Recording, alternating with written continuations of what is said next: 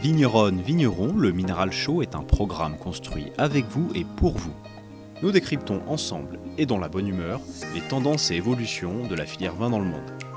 Bienvenue dans ce Minéral Show dédié au muscadet. Aujourd'hui, pour nous accompagner, nous avons Nicolas Chaublet.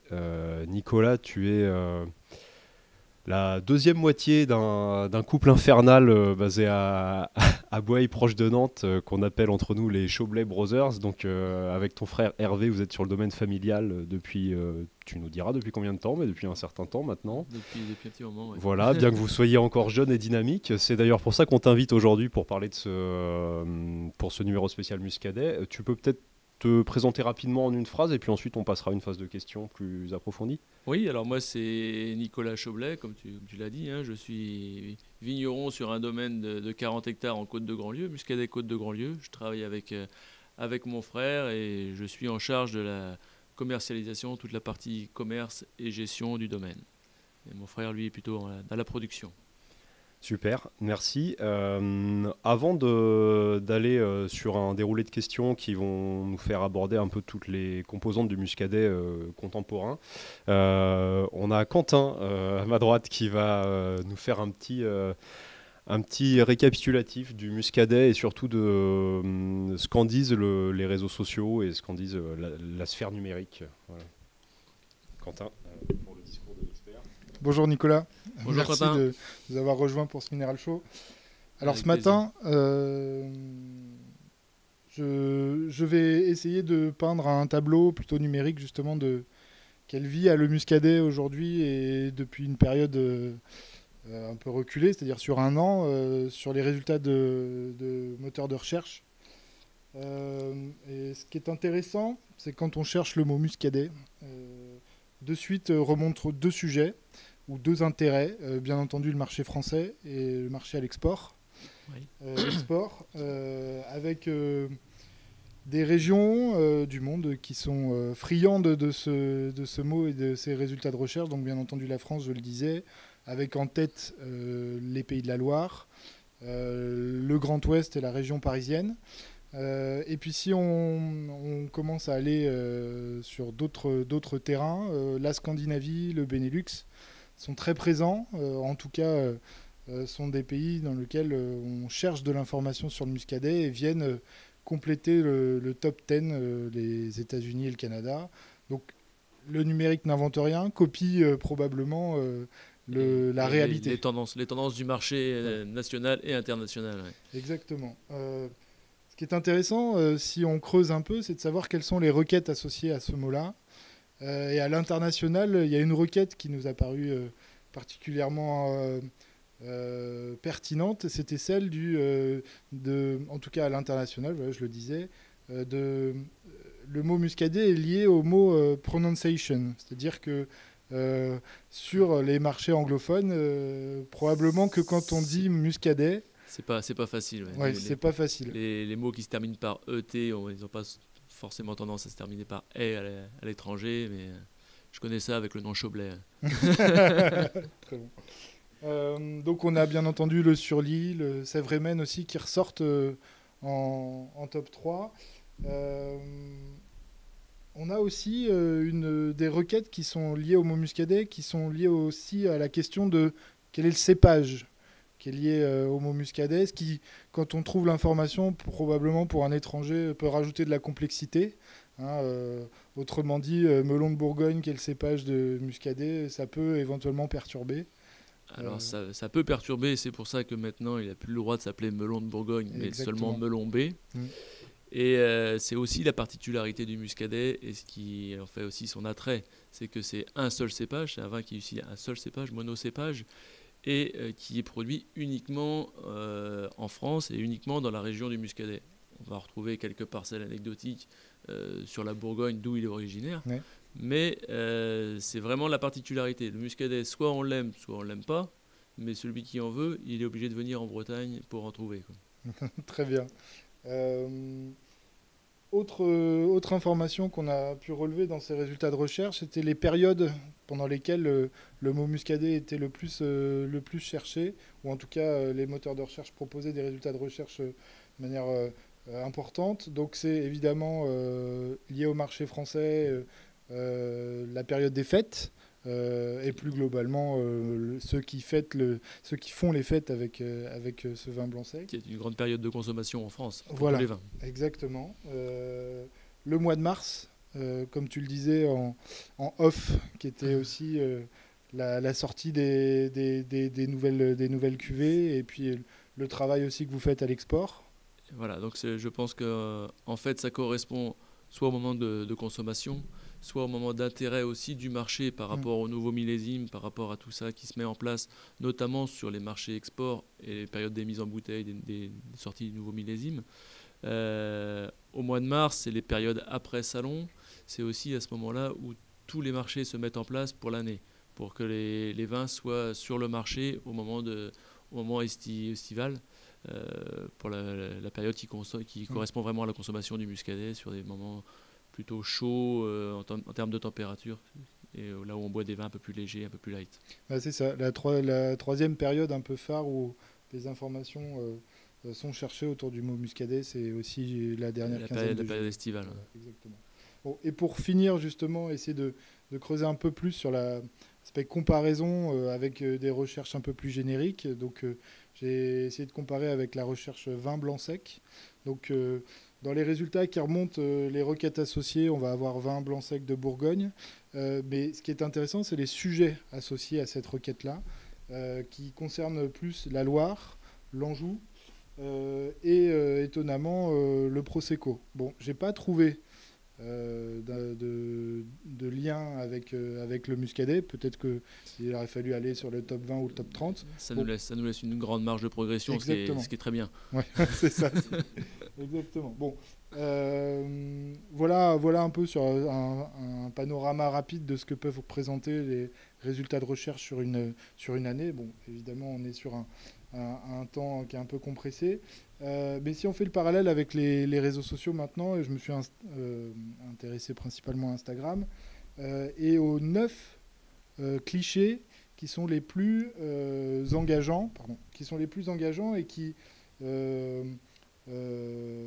récoltent le plus de likes et le plus de commentaires. Alors, c'est assez intéressant et peut-être aussi pertinent d'avoir ton retour.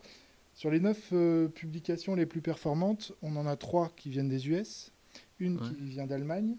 Les US, dans le top, présentent souvent, c'est souvent une influenceuse, une personne qui se prend en photo avec le vin, qui donne une note de dégustation assez poussée en commentaire, et qui justement valorise un peu ce côté sommelier influenceur. Probablement que c'est aussi poussé à travers des partenariats avec des marques ou des revendeurs. Alors, certes, et ça fait aussi partie de leur culture en fait. Toute la partie numérique, ça fait déjà très longtemps qu'ils sont dessus. Ils sont dessus pour beaucoup de choses, et qu'à voir comment Trump est toujours sur Twitter ou autre. Les réseaux sociaux font vraiment partie de leur vie.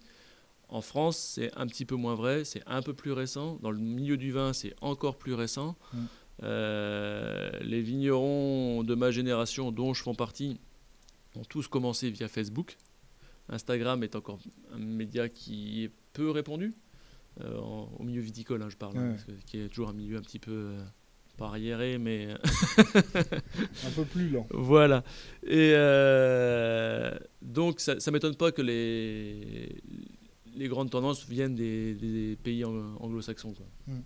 Et ce qui est intéressant, c'est que sur ce top 3 un peu américain, du 6e au 9e, on a quand même des publications qui sont réalisées par des domaines viticoles du Muscadet, notamment Jo Landron et Marie Luneau. Viennent aussi Le Voyage à Nantes, qui est dans cette boucle-là, et une photo du compte international du syndicat de l'interprofession, Loire Valley Wine, avec une photo du domaine Aubourg. Donc, dans les trois domaines qui sont les mieux représentés, dirons-nous, sur ce top 9, donc tu en fais partie avec une de tes cuvées. Et je suis très fier d'apprendre ça aujourd'hui. Écoute, tu pourras refaire l'exercice. Mais bon, donc c'est intéressant parce que finalement, effectivement, c'est très imprégné par la culture américaine et l'utilisation de l'influence pour pouvoir faire parler soit de soi, soit des produits. Tous les domaines que tu as cités, qui sont des très bons domaines et des très bons ambassadeurs de l'appellation muscadet, sont aussi des domaines qui sont très très présents à l'export, avec un historique de vente sur les marchés internationaux qui est très fort. Donc ça ne m'étonne pas que ce soit ces domaines-là qui ressortent en premier. Forcément que ça correspond au marché en fait. Exactement. Et donc on est encore sur un miroir un peu de ce qui se passe dans la vraie vie. Et puis pour finir... quand on creuse un peu, quand on va un peu plus loin sur les photos les plus récentes qui utilisent ce mot muscadet, alors avec toute l'effervescence qu'a provoqué les communications autour des vendanges, on reste quand même sur une dizaine de domaines qui sont présents sur ce réseau social et qui publient régulièrement, dont tu fais partie, dont je citais Landron et Luno juste avant, mais on a aussi la famille Liebeau, Château du Coin et Cru Valette, et même des domaines qui ne travaillent pas à l'export, mais qui jouissent d'une certaine notoriété parce qu'ils ont aussi une présence relative et nationale sur les réseaux, notamment comme le domaine Merceron-Martin. Donc, ce qui est très bien aussi, parce que tout n'est pas lié non plus à l'export. Hein. Le muscadet est consommé à l'export, mais est aussi énormément consommé en France. C'est le pays consommateur de muscadet, c'est la France. Donc c'est bien aussi que ces domaines-là sortent aussi... et non pas que par l'export. Parce que exactement. Tout n'est pas par l'export. Oui, les domaines que tu as cités sont aussi les domaines qui sont très présents commercialement, qui intègrent eux-mêmes leur commercialisation. Ce sont les domaines qu'on a croisés, que ce soit vous ou moi, sur les salons, salons professionnels, que ce soit le salon des vins de Loire, que ce soit Wine Paris à Paris ou ProWine, qui est plus, lui, dédié à l'export. Et ce sont vraiment les domaines qui se bougent, entre guillemets, non pas que les autres se bougent pas, mais qui se bougent commercialement surtout. Ouais. Et je pense que c'est aussi, encore une fois, le reflet de la réalité. Et ce sont des domaines aussi qui sont plus amenés par leur présence nationale, internationale, sur les salons et autres, à rencontrer des influenceurs ou à rencontrer des journalistes ou à rencontrer des personnes qui vont poster sur leurs produits sur Instagram ou autres réseaux sociaux. Et dans la continuité de ce que tu viens de dire, et pour finir, j'ai remarqué deux choses. La première des choses, c'est que dans les 30 photos que j'ai pu observer, il y en a bien 3 ou 4 qui viennent du Japon et qui, eux, sont assez centrés sur l'accord Mévin et accord Mévin produit de la mer, qu'on en reparlera probablement, et un post d'un blogueur critique gastronomique australien qui s'appelle Christopher Hayes, qui disait en légende que quand il parlait de vin blanc, il allait directement en Bourgogne, et c'est devenu tellement cher qu'il s'est dit bon bah je vais passer toujours en Bourgogne, peut-être à découvrir d'autres chablis, et puis finalement il y a une certaine lassitude et il préfère aujourd'hui aller vers des vins plus complexes et qui sont les muscadets qu'il découvre au fur et à mesure de ses dégustations. Donc c'est aussi, peut-être on va pouvoir faire un parallèle avec ce que vous allez raconter avec Romain, mais qu'aujourd'hui on est aussi sur une ouverture à des publics qui étaient recentrés sur un type de vin ou une région, des terroirs. Bien sûr, c'est vrai que y a plusieurs phénomènes qui ont accéléré ce mouvement. Comme tu dis, la Bourgogne est devenue pratiquement inabordable par une succession de toutes petites récoltes chez eux, et puis un prix du foncier qui a explosé, et voilà, qui sont d'autres problématiques, mais qui font que le prix du vin est très très cher.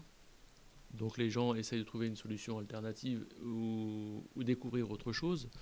Le Chablis, qui est toujours en Bourgogne, a aussi suivi un petit peu la même tendance, et c'est souvent aussi des vignerons bourguignons qui sont propriétaires aussi à Chablis et qui ont aussi poussé le Chablis vers une image de vin, alors sur la minéralité certes, sur un équilibre qui va être un petit peu plus à la muscadet, sur la fraîcheur et autres, mais avec des prix encore qui vont être élevés, avec une hiérarchisation entre le petit Chablis et le Chablis premier cru, grand cru.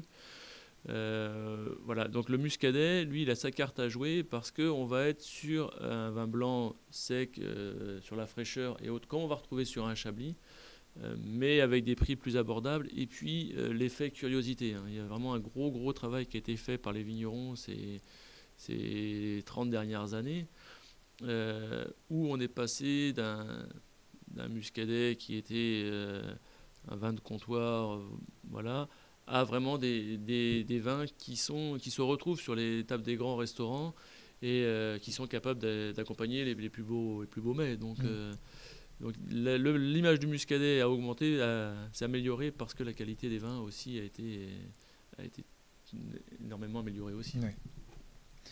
Très bien, voilà, c'était pour la face numérique de notre Minéral Show. Merci Quentin. Bon, on a couvert pas mal de sujets là dans cette analyse. C'est intéressant parce qu'on va pouvoir y revenir un peu plus sur ta pratique personnelle en fait de ces sujets. Comment toi tu le vis sur ton activité de commercialisation. Pour remettre un peu en perspective rapidement, parce que nous on connaît à fond le muscadet, mais peut-être que c'est pas le cas de tout le monde. Est-ce que tu peux nous représenter un petit peu l'histoire du muscadet entre guillemets, ses débuts, un petit peu l'âge d'or, est-ce qu'il y a eu des âges d'or déjà, et puis comment sa notoriété a évolué à travers le temps? Alors muscadet est une appellation qui est très vieille parce qu'elle faisait partie des premières AOC en France, première région à créer des appellations d'origine contrôlée en France, donc il y a un historique déjà qui savait reconnaître l'ère géographique. Après, dans les années 70-80, c'était l'âge d'or du muscadet où les surfaces se sont vraiment développées, tout le monde voulait du muscadet. L'Angleterre, à l'époque, achetait la moitié de la production du muscadet, donc c'était énorme. Et puis, dans les fins des années 80, la tendance a baissé un petit peu, la tendance d'achat a baissé un petit peu. On a eu aussi des gros problèmes climatiques, hein, qui sont le gel historique de 91 où le vignoble a manqué de vin, 90-91 sur certains domaines, et en contrepartie, c'est-à-dire qu'on n'a pas pu fournir les marchés, mais en contrepartie c'était aussi l'arrivée des vins du Nouveau Monde, notamment sur les marchés britanniques, et qui ont pris la place du muscadet. Et puis comme tout produit, je pense que c'est aussi un phénomène de mode aussi, c'est-à-dire qu'au bout d'un moment, les gens se lassent aussi d'une appellation et passent à autre chose, notamment sur des vins plus aromatiques. C'est vrai qu'on a eu une période un petit peu compliquée, qui a aussi permis à toute la viticulture, aux vignerons, de se remettre en question, de vraiment repenser le mode de vinification. Donc après, on est arrivé sur les muscadets sur lit qui sont mis en place. Ensuite, maintenant, on est en train de mettre en place les crus, toujours pour aller vers le haut de gamme du muscadet et rechercher le meilleur du cépage et du terroir. Donc voilà un petit peu l'histoire du muscadet, c'est-à-dire qu'on est passé d'une période très forte, 70-80, à une période plutôt compliquée les années 90, début 2000, et un renouveau du muscadet de par la qualité depuis les années, on va dire, depuis 2005. 2005, l'image a vraiment changé et on revient en force avec une nouvelle génération de vignerons aussi qui arrivent sur les marchés avec de nouvelles idées et des façons de produire qui sont complètement différentes que ce que produisait la génération d'avant ou les générations d'avant. C'est clair qu'aujourd'hui, si je devais conseiller quelques appellations ou chercher des grands blancs secs de garde, notamment, franchement, le muscadet en ferait partie, entre autres parce que il y a une diversité assez incroyable des terroirs. Peut-être que tu pourras nous expliquer rapidement les différentes aires. Et parce que ça reste abordable malgré tout, et c'est un argument important. Et parce que cette image du muscadet un petit peu vin facile pour les fruits de mer est très restrictive et caricaturale. Et finalement, en découvrant un peu l'étendue de la gamme du muscadet, on s'aperçoit que par vos modes d'élevage, par la manière dont vous ressortez le terroir de vos parcelles, il y a une montée en gamme évidente. Donc Romain, d'abord je te remercie de conseiller les muscadets pour ceux qui recherchent des grands vins blancs de garde, et ça c'est vrai que c'était quelque chose qui n'était pas forcément évident il y a un petit moment, quelques années en arrière. pour revenir vite fait au muscadet, donc le muscadet, c'est une aire d'appellation qui est assez vaste. C'est un seul cépage, c'est la seule appellation, la plus grande appellation de France en monocépage. Donc le melon de Bourgogne, comme on a dit, melon B maintenant. Voilà, donc c'est une appellation qui fait 8500 hectares à peu près, dans laquelle on va retrouver 3 sous-appellations, des appellations sous-régionales, qui vont être le Sévrémen au sud de Nantes, qui sera la plus grande. À l'est de Nantes, vous aurez les coteaux de la Loire, entre Nantes et Angers. Et puis à l'ouest, l'appellation dont je fais partie, les côtes de Grandlieu, qui sont donc entre Nantes et le bord de mer. Donc voilà pour situer grosso modo le muscadet. Il y a 3 appellations sous-régionales parce qu'on est sur des terroirs qui sont complètement différents les uns des autres et qui font des vins différents aussi. Donc les terroirs, on ne va pas s'attarder forcément sur ça parce que ce n'est pas forcément le sujet d'aujourd'hui, mais vous allez pouvoir retrouver du granit, du micaschiste, du schiste, de l'amphibolite. Sur nos terroirs à nous, on va plutôt être sur des sols assez alluvionnaires. Et ces vins-là vont donner, ces terroirs-là vont donner des vins qui vont être différents les uns des autres. Vous allez retrouver beaucoup de minéralité, par exemple sur les coteaux de la Loire, sur le Sévrémen, qui est une aire d'appellation beaucoup plus grande. Vous allez retrouver différents styles de vins, mais à la fois des vins sur la minéralité, à travers notamment ce qui se met en place, les crus, comme on parlait tout de suite. Par chez nous, on va plutôt être sur des sols plutôt alluvionnaires, comme je vous ai dit, qui vont plutôt faire des vins sur le fruit, sur la rondeur. Voilà, donc après, chaque consommateur va trouver son bonheur à travers toute la panel du muscadet. Peut-être, je pense à ça là à l'instant, mais donc toi, tu es sur l'aire Grandlieu, Voilà. donc plutôt, tes vins sont plutôt en style un peu plus sur le fruit, sur le plaisir à boire. Malgré tout, tu as des cuvées quand même plus gastronomiques, notamment avec des élevages très longs sur lit. Est-ce que pour vous, c'est un moyen aussi de montrer qu'on peut avoir une gamme très vaste sur une même appellation ? Bien sûr, c'est le nerf de la guerre aussi, hein. On ne peut plus se contenter de faire un vin, voilà, j'ai une cuvée de muscadet qui va plaire à tout le monde. Il faut aussi avoir une gamme. Et nous, on a trouvé notre gamme. On a 3 cuvées de muscadet sur lit qui fait le gros de la vente, hein, comme tout le monde. Donc là, on est sur le muscadet de l'année. Actuellement, on commercialise muscadet 2018. Donc j'ai 3 cuvées. J'ai une cuvée qu'on appelle Domaine qui est plutôt muscadet générique avec un assemblage de plusieurs parcelles. Et puis après, j'ai des sélections parcellaires. Donc, je vais travailler par terroir parce que les terroirs ne vont pas s'exprimer de la même façon en fonction du sous-sol, de l'âge de la vigne, de la façon de la travailler et aussi de la vinification. Et à côté de ça, j'ai aussi des muscadets de grande garde que je garde très longtemps en cuve souterraine sur lit, donc la lit qui est le dépôt de fermentation. Je vais jusqu'à 10 ans d'élevage sur certaines cuvées. Une cuvée qu'on appelle origine, qui provient des vignes à l'origine du domaine, donc des vignes qui ont 75 ans. Donc qui ont un système racinaire très profond, on va vraiment aller chercher la saveur du terroir. Et sur ces cuvées-là, à travers l'élevage sur lit, la lit va continuer de donner sa richesse au vin, et on va conserver le gaz de fermentation qui, lui, va contribuer à faire l'équilibre et la fraîcheur. Mais à travers ces cuvées-là, on va exprimer le terroir différemment et voilà, on essaye de faire de notre mieux pour exprimer le terroir et le fruit. Voilà, c'est notre chemin de vinification. Parfait, merci pour cette présentation du coup assez complète du muscadet. Maintenant, on voit que, tu nous l'as dit tout à l'heure, la France est toujours le consommateur numéro 1 de muscadet. Ce discours-là de montée en gamme de qualité commence à être perçu et bien reçu, je pense, en France. J'espère, oui, il y a vraiment un changement qui s'opère.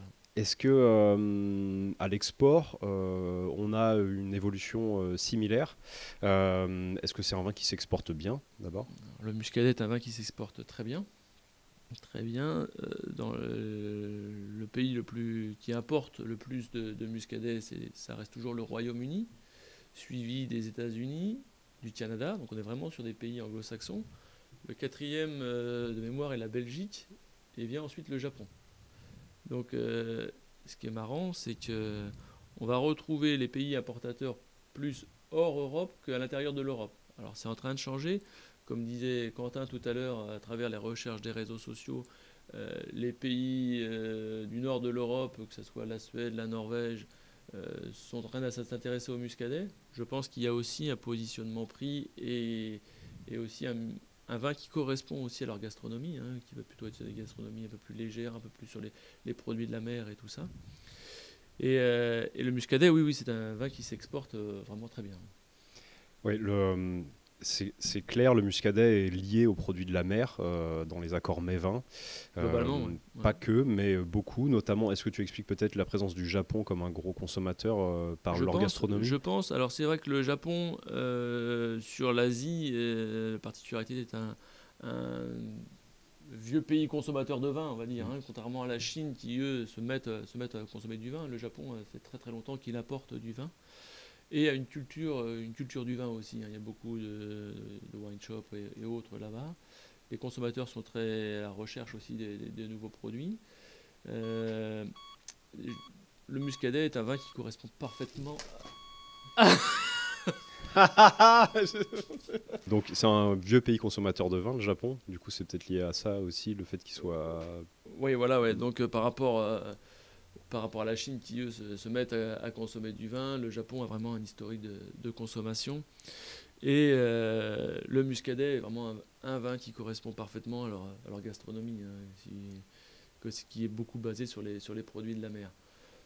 Globalement, même si ça change, même si les vins du muscadet changent, on reste quand même avec une image de vin consommé beaucoup avec les fruits de mer. Que ce soit en France, en Belgique, aux États-Unis ou autre. C'est vrai qu'en Belgique, pour aller avec le cliché de la moule frite, c'est vraiment le vin qui va très bien avec. Aux États-Unis, quand on regarde les ventes de vin aux États-Unis ou même au Canada, ce sont vraiment les pays proches des côtes, hein, qui importent du muscadet, hein. C'est pas le centre des États-Unis, c'est très très peu. Qui sont aussi des pays avec des cultures différentes, qui sont aussi un melting pot de cultures. Et je pense que ça joue aussi. Mais globalement à l'exportation, les consommateurs n'ont pas d'a priori sur les vins, moins que qu'en France. Pour faire changer l'image d'un produit en France, il faut vraiment très longtemps, presque une génération. Les jeunes n'ont pas envie de boire le vin que buvaient leurs parents, et voilà. Et c'est ce qui fait aussi que la roue tourne, et que les appellations qui ont eu des moments plus compliqués dans leur commercialisation et dans la vie du produit, ça correspond aussi à une période où tous les vignerons sont obligés de se remettre en question s'ils veulent continuer à vivre, survivre parfois, mais surtout se développer. Et si on ne fait pas l'effort de se remettre en question, que ce soit au terme de la vigne, de la vinification, de trouver des produits qui correspondent aux consommateurs, être à l'écoute du consommateur, on est quasi mort. Et c'est ce qui fait que les appellations qui sont en crise à un moment donné reviennent sur le devant de la scène, parce qu'il y a vraiment une recherche de qualité et autres par la viticulture en global, quoi. C'est vrai que ce changement de génération, la génération a aussi ses nouvelles pratiques, un peu ses nouvelles tendances en termes de gastronomie. Aujourd'hui, on a plus de place pour de la gastronomie un petit peu cosmopolite, avec des mélanges de saveurs un peu de différentes cultures. Plus de place aussi aux plats végétariens, plus de plats légers. En fait, on est plus sur des... Est-ce que le muscadet, par son côté, avec son acidité assez fraîche et son côté un peu léger, est plus simple à manier avec cette gastronomie ? Exactement, c'est un vin qui correspond parfaitement à ce style de gastronomie. On voit la consommation du vin en France changer. C'est-à-dire que la consommation du vin rouge est de moins en moins importante, qui était vraiment le vin le plus consommé en France, qui reste quand même le vin le plus consommé en France, mais de moins en moins importante, parce qu'il y a vraiment un changement de consommation au point de vue gastronomie. Les gens consomment de moins en moins de viande, donc boivent de moins en moins de rouge. A contrario, il y a aussi de plus en plus de femmes qui se mettent à boire du vin, et surtout au moment des apéritifs dînatoires qui sont de plus en plus fréquents. Maintenant, c'est vrai qu'on reçoit du monde à la maison, c'est tout juste si on va cuisiner, on va faire un apéritif dînatoire, il y a plein de choses à grignoter, et le muscadet s'inscrit pleinement dans dans ces moments-là, en fait. On est sur un vin qui va être à la fois sur le fruit, la fraîcheur, qui n'est pas chargeant. On va être sur des vins qui vont être à 12 degrés, 12 degrés et demi, contrairement à des vins du sud qui peuvent parfois atteindre des 14, des 15 degrés, où là, du coup, on n'est plus tout dans le même équilibre de vin. Et je pense que le consommateur se retourne vers des vins plus légers, et la tendance sera de plus en plus vers ces vins-là. Ce changement de génération, il n'est pas qu'au niveau des goûts, il est aussi dans la manière d'en parler et de le partager. Quentin nous a fait tout un récap sur la manière dont on parlait des blancs secs et du muscadet sur les réseaux sociaux. La génération qui commence à boire du vin aujourd'hui, elle a une pratique quotidienne des réseaux sociaux. Est-ce que le muscadet retrouve un dynamisme grâce à ça? Est-ce que toi, dans ton expérience, tu peux voir que ça se partage un peu plus sur les réseaux sociaux? Alors, oui, parce que moi, je fais partie des domaines qui sont très présents sur les réseaux sociaux. Et je crois en ce modèle-là, en fait.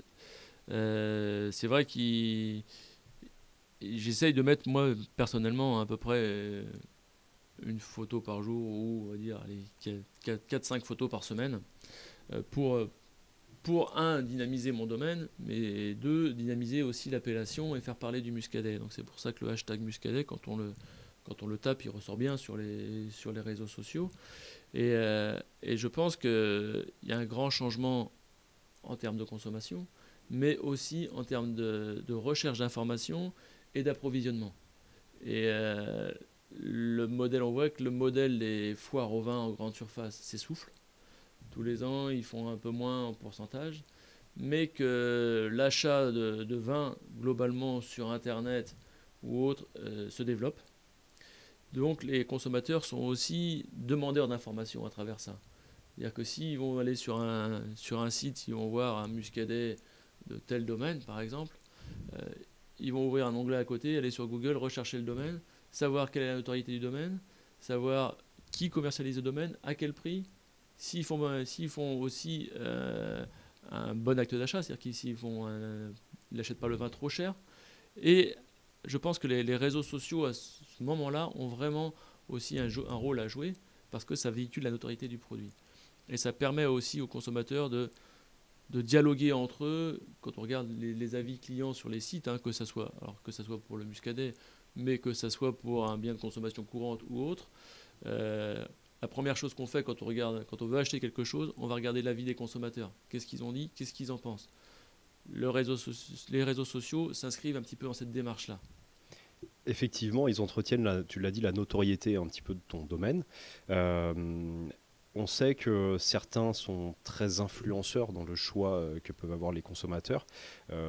Des prescripteurs forts, comme des sommeliers, par exemple aux États-Unis, où on voit qu'ils ont énormément des communautés très importantes qui vont vraiment suivre quasiment aveuglément leurs conseils. Est-ce que toi, tu essayes de travailler une relation un petit peu... Alors, c'est des relations qui sont très intéressantes. C'est vrai que quand on est cité par un sommelier, par un journal, par une personne influente, on est très content. En mesurer l'impact, c'est plus compliqué, le retour. Mais c'est aussi un peu compliqué pour des petits domaines comme les miens, parce que ces influenceurs aussi sont aussi beaucoup sollicités par les marques, par les vins de marque, ou alors les domaines qui sont très influents, qui ont une très belle notoriété. Donc quand on est un domaine qui essaye de s'en sortir dans ce monde numérique, c'est pas toujours facile d'être cité par ces gens-là et autres. Et il faut aussi qu'ils aient accès au produit pour pouvoir le goûter et aussi le citer. Donc c'est pas toujours évident. Dans la mesure du possible, on essaye de le faire. C'est vrai que être présent sur les salons professionnels comme on est, c'est aussi important parce que ça nous permet de rencontrer ces prescripteurs. Et je pense qu'aussi, plus on va parler de notre domaine, alors c'est pour ça que je mets aussi beaucoup d'images, j'essaye de poster assez souvent, plus on va voir mon domaine qui va ressortir souvent, plus on aura envie d'en parler et plus on aura envie de s'intéresser à ce domaine. Donc c'est aussi dans cette démarche-là où je fais tous ces posts. Parce que c'est vrai que c'est très dur pour un domaine de quantifier ça, en fait, le retour que l'on a dessus.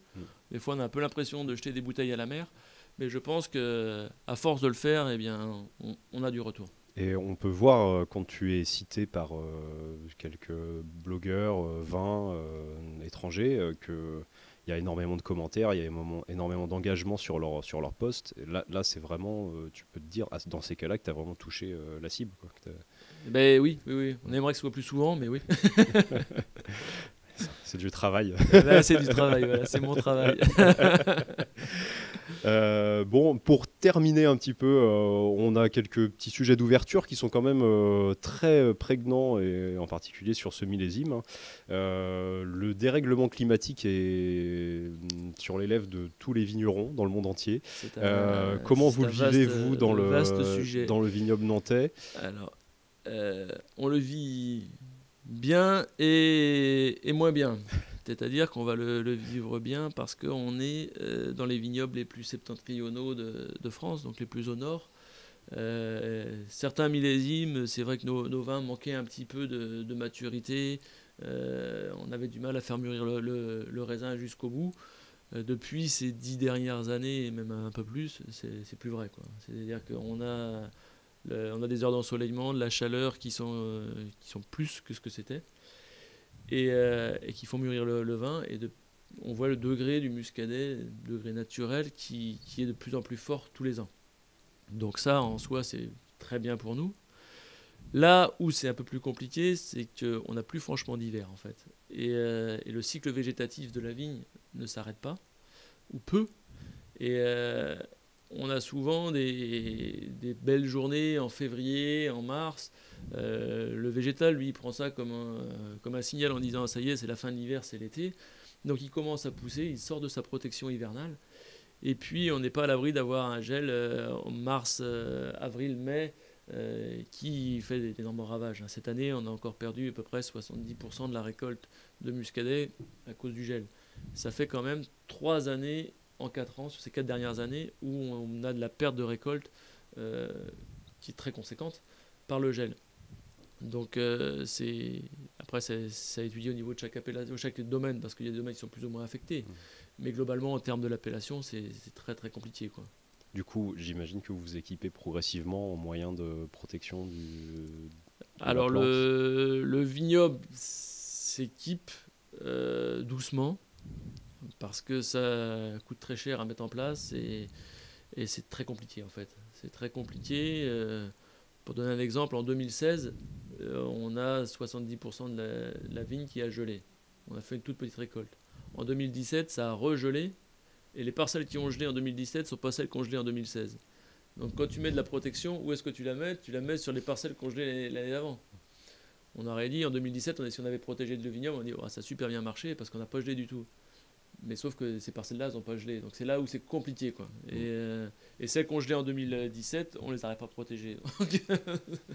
Est-ce qu'on pourra continuer à faire pousser du melon B dans 20 ans dans le pays nantais ou... Oui, je pense que le melon B a des très beaux jours devant lui. C'est un cépage qui a encore beaucoup à donner et à dévoiler. Et je suis pas inquiet du tout là-dessus. Et le dérèglement climatique, on saura s'y adapter. J'ai découvert effectivement qu'on en plantait même aux USA du melon B. Est-ce que tu t'en sais quelque chose? Alors, personnellement, non, je peux pas te dire que j'en sache grand-chose. Si on en plante aux USA, par contre, je suis très fier parce que c'est-à-dire que si on est copié, c'est que ça intéresse quand même. Donc ça, c'est une bonne chose. Et tous les cépages qui sont faciles, entre guillemets, commercialement, que ce soit le Sauvignon, que ce soit le Chardonnay, sont des cépages qui sont énormément plantés à travers le monde et qui sont très très connus du consommateur. Donc si on plante du muscadet ou du melon B plutôt aux États-Unis, c'est plutôt, à mon sens, une bonne chose. Et ça ne sera jamais du muscadet parce que le muscadet est une aire d'appellation, donc c'est protégé. Et voilà, et c'est ce qu'on dit, copier, jamais y aller. Hein. C'est ça. Évidemment, le terroir se délocalise pas, donc ça nous donnera juste des variations différentes. Et qui feront parler du cépage et qui ouvriront un petit donc peu les opportunités. Je pense qu'on a de beaux jours devant nous encore en tant que soit consommateur, soit producteur. Je l'espère et j'en suis plutôt très très confiant. Merci pour ta super analyse et puis ton avis aussi tranchant et équilibré que tes vins. Merci, avec plaisir. On va passer à la petite phase un peu plus conviviale de ce minéral chaud, c'est-à-dire la dégustation mystère. C'est une bonne chose. Bon, Nicolas, c'est le moment final de cette interview, le moment le plus agréable, c'est la dégustation mystère. Alors, on ne sait pas ce que c'est. Enfin, moi, on m'a soufflé dans l'oreille. Toi, tu sais, pas moi. Ouais, c'est ça. On va essayer de découvrir ensemble. Bon. Alors, c'est déjà un vin blanc, j'imagine. Hein, j'ai l'impression qu'on est dans le thème. On est sur un vin blanc qui a une très jolie couleur, hein, une belle couleur or. Au nez, ça reste frais. Je trouve des arômes un petit peu de fruits blancs, très marqués, un petit peu floral, mais aussi des grosses notes d'abricot. Je sais pas si tu les retrouves toi aussi. Ouais, j'aurais dit fruits, enfin peut-être abricots secs, enfin les fruits secs quoi, mais ça doit être abricot. C'est un joli nez qui est sur la fraîcheur.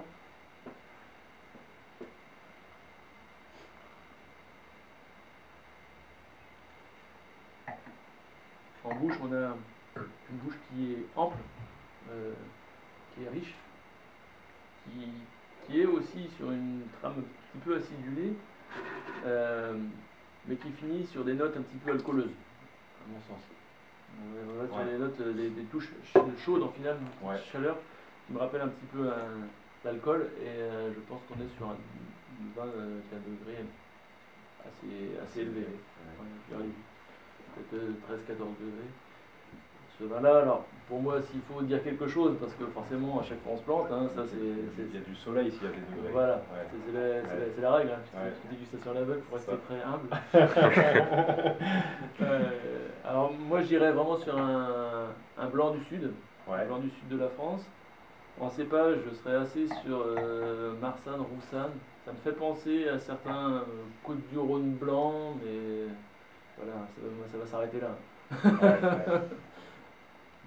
En effet, on est sur un blanc du sud, mais pas de la France. Pas de la France, d'accord. Tu peux aller plus au sud. Alors, on est sur l'Italie. Les vins italiens qui sont l'Italie est, après la France, l'autre pays que j'adore en termes de vin, qui fait des très très grandes cuvées, qui se vendent aussi très cher, qui sont capables un peu de tout, comme la France, mais et qui sont très très forts commercialement. Je pense que les vignerons français peuvent aussi prendre énormément d'informations au point de vue commercial des Italiens. Ils sont partout. Ils ont su se développer à travers les pizzerias et tout ça qu'ils ont installé un peu partout dans le monde et qui ont véhiculé l'image des vins italiens. Et ils ont su produire de très grandes cuvées. Et aujourd'hui, il y a une grande mode des vins italiens qui est sur le Prosecco. Alors, on est sur un style de vin qui est complètement différent du muscadet ou autre, puisqu'on est sur un vin effervescent, mais qui prend de plus en plus de place dans le marché des vins effervescents au niveau mondial. Et tout ça, c'est aussi véhiculé grâce au spritz. De toute façon, dans le monde entier, la gastronomie italienne est un peu synonyme de gastronomie. Exactement, comme l'est la gastronomie française. Comme l'est la gastronomie française. Mais eux, ils savent se déplacer, ce qu'ils appellent, c'est chasser en meute, on appelle ça quand on est dans le commerce. C'est-à-dire qu'en France, on va essayer d'aller, nous, pratiquement un par un sur un marché. Alors qu'eux, quand ils vont se déplacer, ils vont aller à 20-30 vignerons de la même appellation et dire on arrive en force, on est là, voilà, c'est telle appellation, il faut parler et tout ça. Et ça, c'est très fort. Je pense que c'est très fort et c'est quelque chose qui, encore aujourd'hui, n'est pas dans la mentalité des vignerons français. Quand on le voit sur les salons, ça se ressent bien. Ouais, ça se ressent. Sur les pavillons, pas le même dynamisme. Pas le même dynamisme, voilà. Et puis, alors nous, à notre niveau, tu l'as remarqué aussi sur les salons, on essaye de faire ce dynamisme en organisant des apéros sur nos stands. Mais... C'est sûr, mais votre stand est trop petit en fait pour accueillir tout le monde et du coup on n'arrive pas à aller jusqu'au bar. en tout cas, c'est très bon et c'est un joli vin. Alors c'est un blanc des Pouilles, donc on est clairement au sud, la région la plus au sud d'Italie. Sur un cépage autochtone, tu m'as dit Quentin, qui s'appelle le Bombino. Bombino. Voilà. Un Bombino, bah, franchement, pour trouver ça, il fallait être né dans les pouilles, je pense. oui, bah là, tu vois, en fait, je suis content de ne pas l'avoir trouvé. Mais non, c'est un cépage, c'est la première fois que je goûte ça, et ça me rappelle vraiment ces arômes qu'on retrouve sur le sud de la France. Je trouve que l'alcool est parti là. C'était à l'ouverture.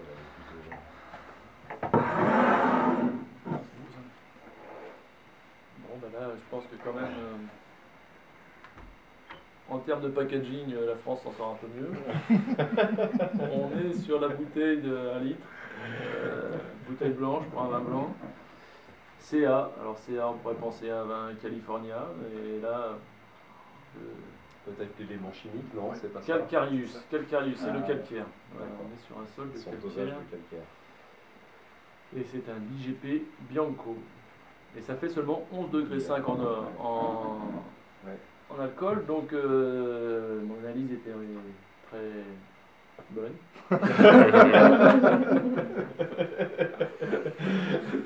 Et voilà. Bon, Santé.